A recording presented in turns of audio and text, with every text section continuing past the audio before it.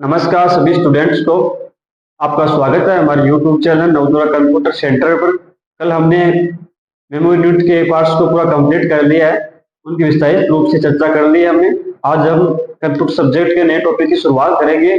आज टॉपिक लेंगे input device, जिसके बारे में हम चर्चा करेंगे। तो इनपुट डिवाइस सबसे पहले तो जिसे कहते हैं इनपुट डिवाइस, कंप्यूटर में डाटा व इंस्ट्रक्शन या अनुदेशों को दर्ज कराने वाले डिवाइस को क्या बोलते हैं? इनपुट डिवाइस कहते हैं। ठीक है, और उसके बारे में कितने प्रकार की होती है, इसको अलग अलग भागों में विभाजित करके हम उसकी विस्तारित रूप से आज चर्चा करेंगे। तो बने रहे हमारे साथ।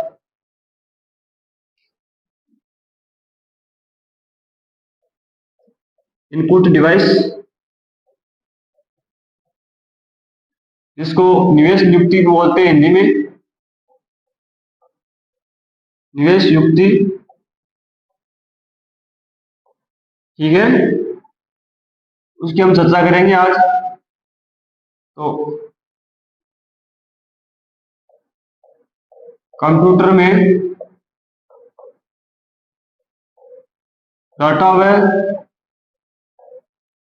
इंस्ट्रक्शन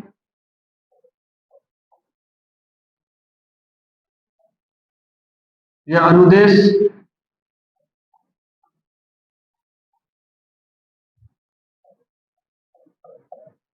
को दर्ज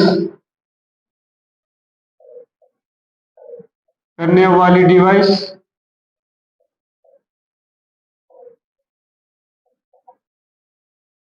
इनपुट डिवाइस कहलाती है।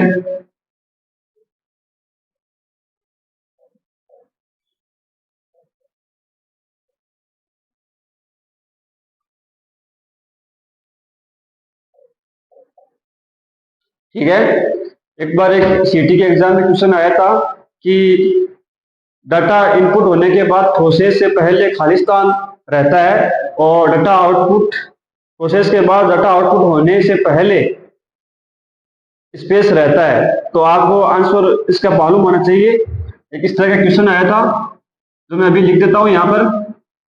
पहले तो एक चित्र बनाते हैं इनपुट,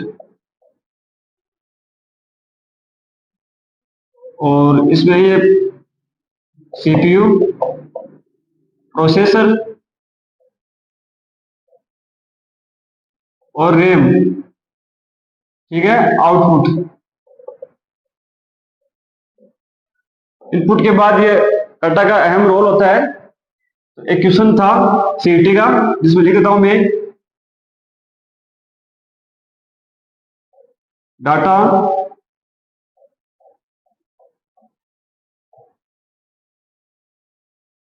इनपुट के बाद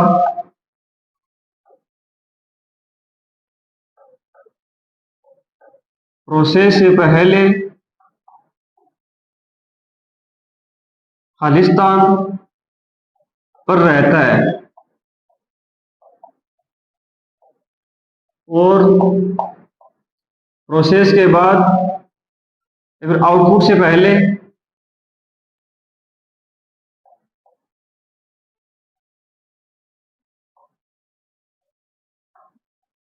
स्पेस पर रहता है। इस तरह का क्वेश्चन सीटी क्या अदरवाइज वैकेंसी में भी इस तरह का क्वेश्चन पूछा गया है। इसको आपको नॉलेज में होना चाहिए। इसका ऑप्शन था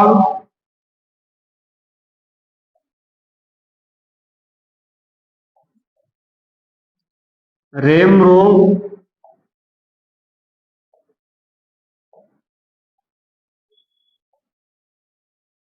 रोम रोम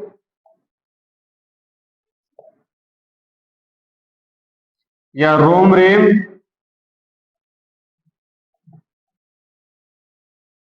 या फिर रैम रैम। ये क्वेश्चन पूछा गया है और इसका सटीक आंसर है डी है, रैम रैम। डाटा इनपुट होने के बाद प्रोसेस से पहले रैम पर रहता है और आउटपुट से पहले भी रैम पर रहता है। तो इसका करेक्ट आंसर है रैम रैम।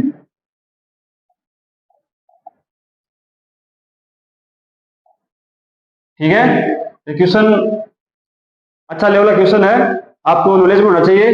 उसके बाद हम चर्चा करेंगे इनपुट डिवाइस के बारे में, और इसको हम अलग अलग भागों में विभाजित करते हैं। इससे पहले इसको मिटा देते हैं।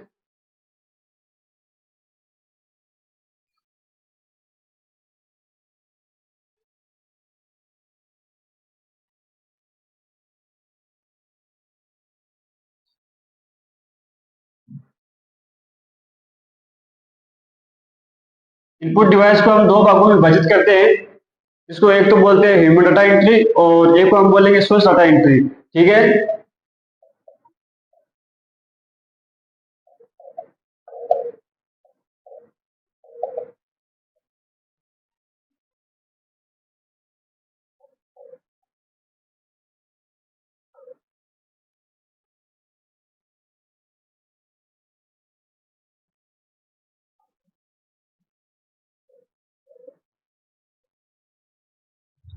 ह्यूमन डाटा एंट्री को हम दो भागों में विभाजित करते हैं।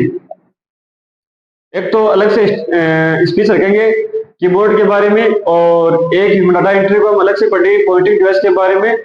जो किसी डिवाइस है, हम जो हमारा जो मॉनिटर है उसके ऊपर पॉइंट करके हम जो इनपुट कराते हैं डाटा को, पॉइंटिंग डिवाइस होते हैं। उसके अंदर सबसे पॉपुलर पॉइंटिंग डिवाइस होनी चाहिए होती है माउस होती है, और उसके बाद में ट्रैक बॉल है, जॉयस्टिक है, टच पैड है, लाइट पेन है, ये सभी पॉइंटिंग डिवाइस के अंतर्गत आते हैं। तो उसकी हम चर्चा करते हैं।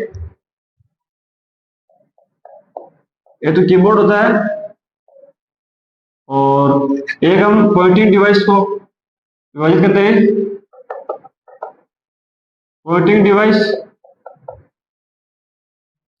ठीक है। ह्यूमन डाटा एंट्री को हमने दो भागों में विभाजित किया है, और पॉइंटिंग डिवाइस को हम कौन कौन से होते हैं? माउस तो सबसे पॉपुलर पॉइंटिंग डिवाइस है, और ट्रैक बॉल, ट्रैक बॉल एक माउस जैसा एक ही इनपुट डिवाइस है। वो क्या है कि जो पुराने टाइप का माउस होता था, उसके माउस के नीचे जो खोल के नीचे बॉल होती थी, और ट्रैक बॉल में क्या होता है, माउस के ऊपर बॉल होती है। और ये जो हमारे जो स्कैन होते हैं उसके काम में ले जाता है। जैसे चिकित्सा क्षेत्र में इसका उपयोग सबसे ज्यादा किया जाता है। तो ट्रैक बॉल का अक्सर याद होना चाहिए।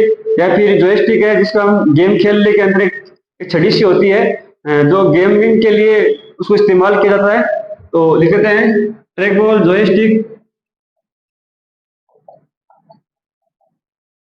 Touch pad,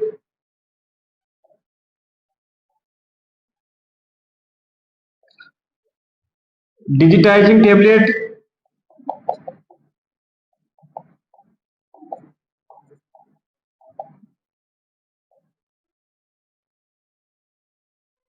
light pen. ठीक है। सोर्स डाटा एंट्री के अंदर हम विभाजित करते हैं ऑडियो। ऑडियो के अंदर हम पढ़ते हैं माइक्रोफोन,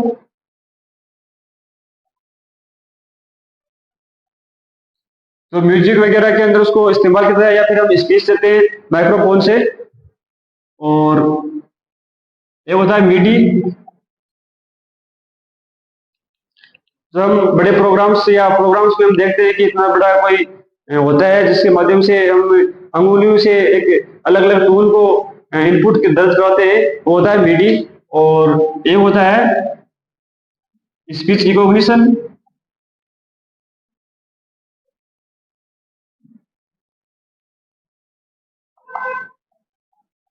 स्पीच रिकॉग्निशन के बारे में तो आप सभी को पता होगा कि जो यूजर ऐसे होते हैं जो अपाहिज होते हैं, या फिर अपने डाटा को कंप्यूटर में इनपुट कराने में असमर्थ होते हैं, उसके लिए सबसे अच्छा इनपुट डिवाइस है तो वो स्पीच रिकॉग्निशन है।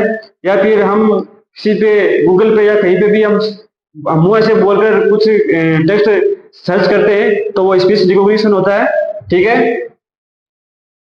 और एक होता है वीडियो। वीडियो को हम, इसमें होता है डिजिटल कैमरा, और ये होता है वेब कैमरा।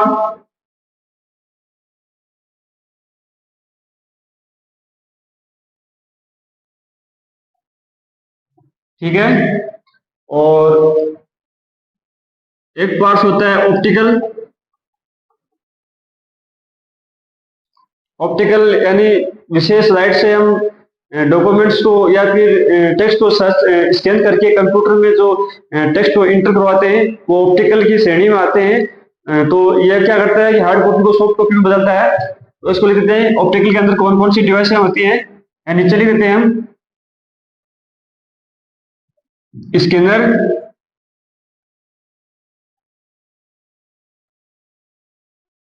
MICR। MICR की फुल फॉर्म होते हैं मैग्नेटिक इंक कैरेक्टर रीडर, जिसकी हम आगे चर्चा करेंगे।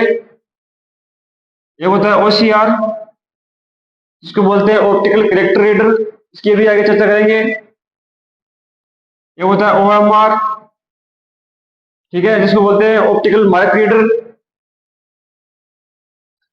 और एक होता है BCR, इसको बोलते हैं बार कोड रीडर। एक होता है QR कोड, इसको बोलते हैं क्विक रेस्पॉन्स कोड, ठीक है। और इसमें पंच कार्ड भी होता है, इसी को भी इनपुट में ऑप्टिकल में शामिल किया जाता है। तो ये सब ऑप्टिकल के ही पार्ट है। MICR है, स्कैनर है, OCR है, OMR है, BCR है, QR कोड है, पंच कार्ड है, ये सभी ऑप्टिकल के हैं। और हमने इनपुट डिवाइस को अलग अलग भागों में विभाजित करके सभी डिवाइसों के नाम लिख दिए हैं। जितने भी इनपुट डिवाइस हैं उनकी सभी की चर्चा की है। अब हम एक एक इनपुट डिवाइस की विस्तृत रूप से चर्चा करेंगे। और सबसे पहले हम अगला लेक्चर कीबोर्ड के बारे में रखेंगे, जो संपूर्ण कीबोर्ड की हम चर्चा करेंगे अगले लेक्चर के बारे में। तब तक बने रहे हमारे साथ। धन्यवाद। जय हिंद, जय भारत।